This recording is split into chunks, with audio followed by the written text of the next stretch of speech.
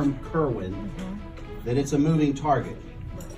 And it's a moving target because the Kirwan Commission itself did its work, and it took 3 years. It was supposed to take 1 year. They took 3 years, and they now have some proposals in front of the legislature. But interestingly, now we're hearing from some of the counties that they can't afford it either. Just as you can't, I can't. And that was one of my key issues with the commission itself, was prioritize. You have all these different ideas, please prioritize. The commission refused to do that. But now the governor has also, and this is not in my remarks, but I do know that when I brought it up in the Kirwan Commission, talked about charter schools, talked about the PTEC. If you truly are the Commission on Excellence in Education, why aren't you opening up the door to all sources for education? We have had small steps forward in improving charter schools. I know Baltimore City has the most through the state, though Frederick had the first. But we still are under a very restricted type of legislation for charter schools in that concept. And it has nothing to do with school choice and some things like that, as they would be hostile to. Maybe a lot in this group are okay with it. But the point is, what we have been doing hasn't been working. And we have to examine all choices and all options in trying to move forward for that. So those were some of the things the governor has done with his education program, though it hasn't commanded a lot of attention, and Kirwan really didn't hear a whole lot of those choices that we had. We have expressed, Governor Hogan's expressed support for many of the Kirwan Commission's recommendations, but they'll talk about 4 recommendations that they had, then they added a 5th, which was Hogan's cornerstone, and that's accountability. Hello?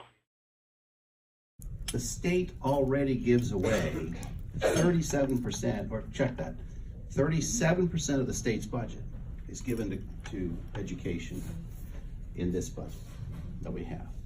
We crossed the $7 billion threshold.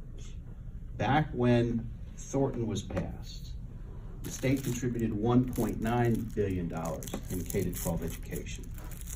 And Thornton got us over the $5 billion mark. The formulas continue to go up.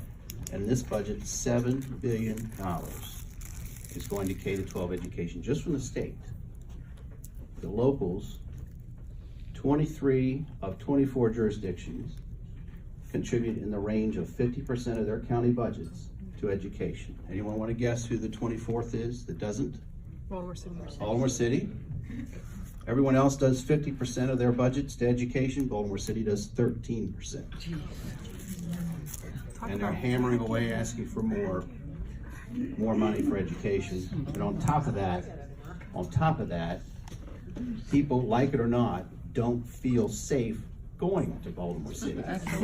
And that's the big challenge that, the governor has been calling out. There are a lot of good things that need to happen, but they don't want to talk about accountability. They don't want to talk about where's the money going to come from.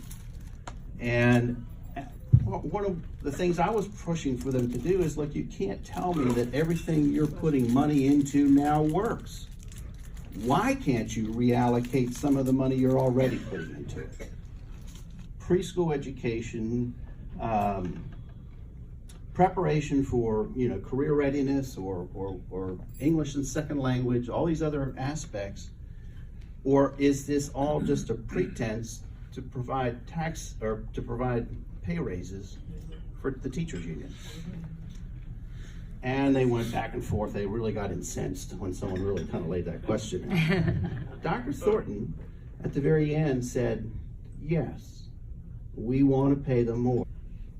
But they haven't clarified as to whether this is political payback for a certain group, or whether we truly are about to improve the conditions in classrooms and better prepare the student. Is the early childhood education. I mean, I think that's the largest expenditure.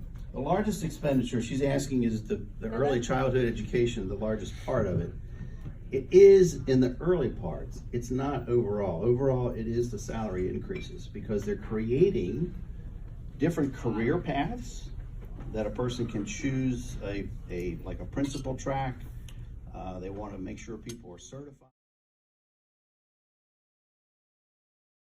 Every single thing that Mr. Brinkley spoke about, taking your children when they're that young is to indoctrinate them and separate them from faith, separate them from family. Literally, the daycare systems that they're talking about impacts Black women in Baltimore, right?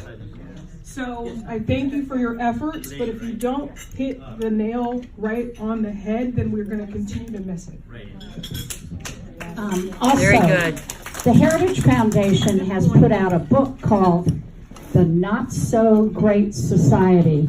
And in that book, there are several chapters that recognize the fact that children or toddlers of those age groups, 1 to 5, really need to have the care of a parent or the care of a relative or care that the parents decide what is best for their child, not a one-size-fits-all thing.